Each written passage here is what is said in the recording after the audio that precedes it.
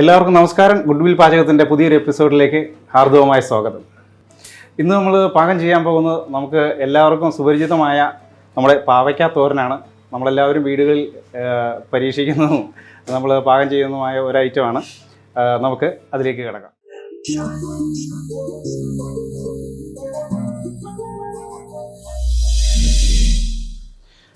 നമ്മുടെ പാൻ ചൂടായിട്ടുണ്ട്. ഇനി നമുക്ക് വെളിച്ചെണ്ണ ഒഴിക്കാം.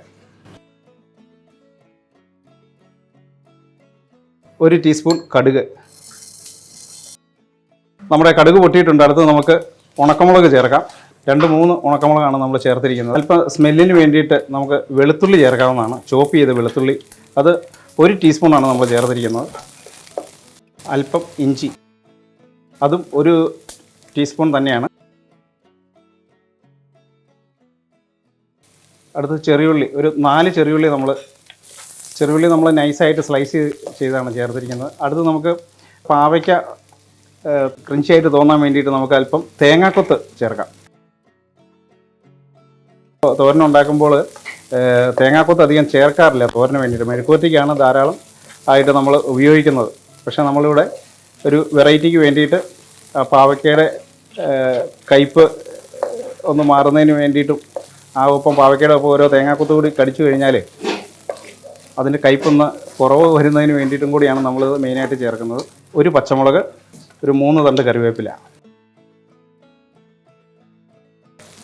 നമ്മുടെ ചേരുവകളെല്ലാം ഒന്ന് മൂത്ത് വന്നിട്ടുണ്ട്, നല്ല സ്മെല്ല് വരുന്നുണ്ട്. അടുത്ത് നമുക്ക് പാവയ്ക്ക ചേർക്കാം. ഇത് നമ്മളൊരു 300 ഗ്രാം പാവയ്ക്ക എടുത്തിട്ടുണ്ട്, അത് നമ്മൾ ചേർക്കുക. അടുത്ത ആ ഒപ്പം തന്നെ നമ്മൾ ഒരു സവോള നന്നായിട്ട് ചോപ്പ് ചെയ്ത് നമ്മൾ ഈ കൂടെ ചേർക്കുകയാണ്. നമുക്കൊരു അല്പം ഉപ്പും കൂടെ ചേർത്തിട്ട്, പാകത്തിന് ഉപ്പും കൂടെ ചേർത്തിട്ട് നമുക്കത് നന്നായിട്ടൊന്ന് മിക്സ് ചെയ്യാം. പാവയ്ക്കയിൽ ധാരാളം അയണിൻ്റെ പോഷകഗുണങ്ങൾ ഉള്ളത് കാരണം നമുക്ക് ശരീരത്തിനും ആരോഗ്യത്തിനൊക്കെ വളരെ നല്ലതാണ്.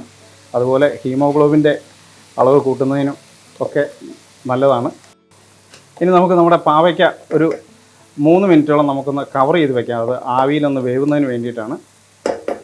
അപ്പോൾ ഏകദേശം 3 മിനിറ്റ് ആയിരിക്കുകയാണ്. ഇനി നമുക്ക് നമ്മുടെ പാവയ്ക്ക ഒന്ന് തുറന്ന് ഇളക്കാം. ഏകദേശം പാവയ്ക്ക നമ്മളൊരു പകുതി വേവായിട്ടുണ്ട്. നമ്മൾ വളരെ പൊടിയായിട്ടാണ് അരിഞ്ഞ് ചേർത്തിരിക്കുന്നത്. പാവയ്ക്കയുടെ അതേ വലിപ്പത്തിൽ തന്നെയാണ് നമ്മൾ തേങ്ങയും അരിഞ്ഞ് ചേർത്തിരിക്കുന്നത്.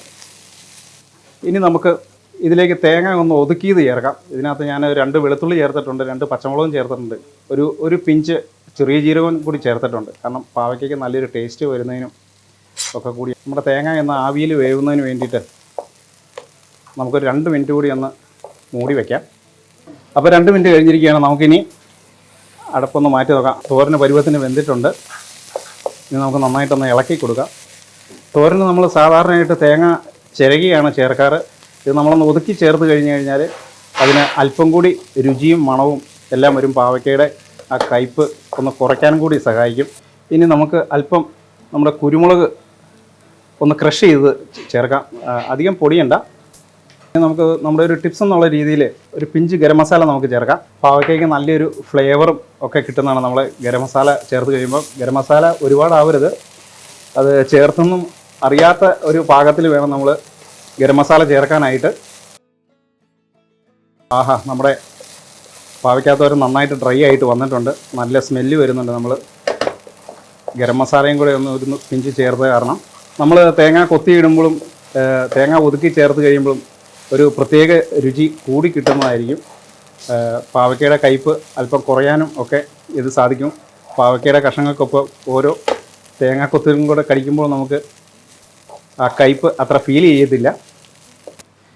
അപ്പോൾ നമ്മുടെ പാവയ്ക്കത്തോരൻ റെഡി ആയിട്ടിരിക്കുകയാണ്. ഇനി നമുക്ക് സെർവിങ് ബൗളിലേക്ക് മാറ്റാം.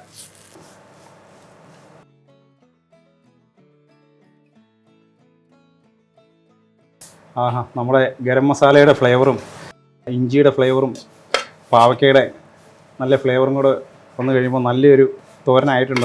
നമ്മുടെ മനോഹരമായ നാടൻ പാവയ്ക്കാത്തോരൻ റെഡിയാണ്. നമുക്ക് ഒന്ന് ടേസ്റ്റ് ചെയ്ത് നോക്കാം.